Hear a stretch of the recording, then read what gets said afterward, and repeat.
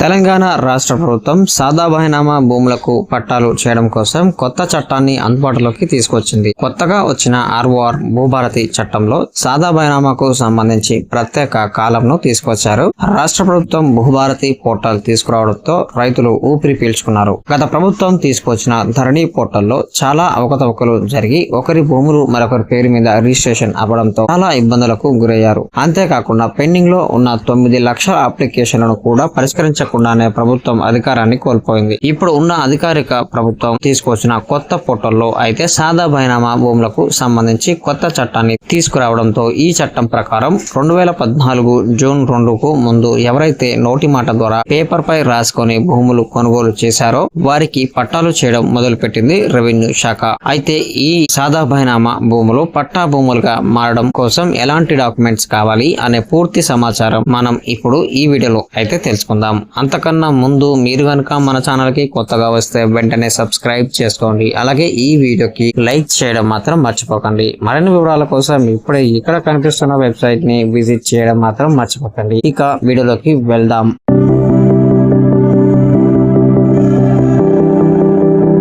రాష్ట్ర ప్రభుత్వం తీసుకొచ్చినటువంటి కొత్త రెవెన్యూ చట్టం ఆర్ఓఆర్ భూభారతి చట్టం ప్రకారం మీ భూములు 2014 జూన్ కు ముందు నోటి మాట ద్వారా కాగితాలపై రాసుకొని భూములని కొనుగోలు చేసి ఉండాలి. అలా చేసిన వారి యొక్క భూములను పరిష్కరించడానికి రాష్ట్ర ప్రభుత్వం చూస్తూ ఉంది. ఇప్పటికే ఈ చట్టానికి సంబంధించి హైకోర్టు జీవో విడుదల చేసింది. ఈ జీవో ప్రకారం రాష్ట్రంలో జూన్ 2014 ముందు ఎవరైతే భూములను కొనుగోలు చేశారో వారి భూములను పట్టా భూములుగా మార్చే ప్రక్రియ ప్రారంభించాలని అధికారులకు రాష్ట్ర ప్రభుత్వం ఆదేశాలు జారీ చేసింది.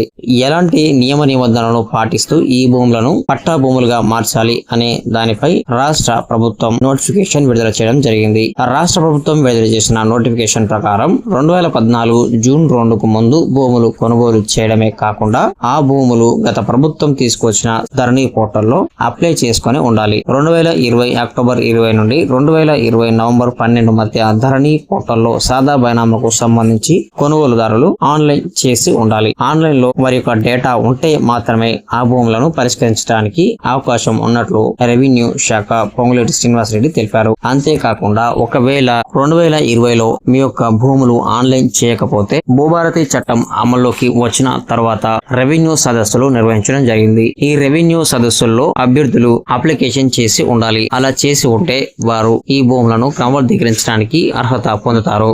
రాష్ట్ర ప్రభుత్వం భూభారతి ఆర్ఓఆర్ చట్టంలో లేనటువంటి ఒక కీలక అంశాన్ని జోడించడంతో ఇప్పుడు కొనుగోలుదారులు ఇబ్బందులు పడుతూ ఉన్నారు. అది ఏంటి అంటే ఎవరైతే నోటి మాట ద్వారా కాగితాలపై రాసుకొని భూములను కొనుగోలు చేశారో అమ్మకపు దారుల దగ్గర నుంచి కొనుగోలుదారులు అఫిడవిట్ తీసుకురావాలనే నిబంధన అయితే తీసుకొచ్చారు. ఈ నిబంధన కారణంగా భూ యజమానులు భూమిని అమ్మిన వారు కొర్రీలు పెడుతూ ఉన్నారు. భూములకు పెరిగిన ధరలను ఆసరాగా చేసుకుని కొనుగోలుదారుల దగ్గర నుంచి అధిక మొత్తంలో వసూలు చేయడం లేదా భూమి నాది అంటూ తిరగబడడం అయితే చేస్తున్నారు. వీటన్నిటిని గమనించి రాష్ట్ర ప్రభుత్వం సరిహద్దులు చూసి విచారణ జరపాలని తెలిపింది. దీనికోసం అని కొత్తగా రెవెన్యూ లైసెన్స్డ్ సర్వేలను అయితే నియమించింది. ఎవరైతే ఆర్ఓఆర్ భూభారతి చట్టంలో మరి యొక్క భూములని సాదా బహినామా కింద అప్లై చేసుకున్నారో వారి భూములను ఈ లైసెన్స్డ్ రెవెన్యూ సర్వేయర్లు వచ్చి సరిహద్దులు చూసి చుట్టుపక్కల వారి దగ్గర నుంచి సంతకాలు తీసుకొని ఆ తర్వాత పట్టాలుగా మార్చనున్నారు. 12 సంవత్సరాలు అయితే ఆ భూమిని వారే దున్నుకున్నట్టు ఉండాలి. అలా దున్నుకుంటే మాత్రమే వారికి ఈ పట్టాలు అయ్యే వెసులుబాటు ఉంది. ఇప్పటికీ కొన్ని చోట్ల అయితే ఈ సాదా బహినామాకు సంబంధించి భూములు పట్టా భూములుగా అయితే మారాయి. సో ఇది ఈ రోజు వీడియో. మీకు నచ్చినట్లయితే లైక్ చేయండి. అలాగే మన ఛానల్ కి సబ్స్క్రైబ్ అవ్వడం మాత్రం మర్చిపోకండి. మరిన్ని వివరాల కోసం ఇప్పుడే ఇక్కడ కనిపిస్తున్నటువంటి వెబ్సైట్ ని ఫాలో అవ్వండి. Thank you.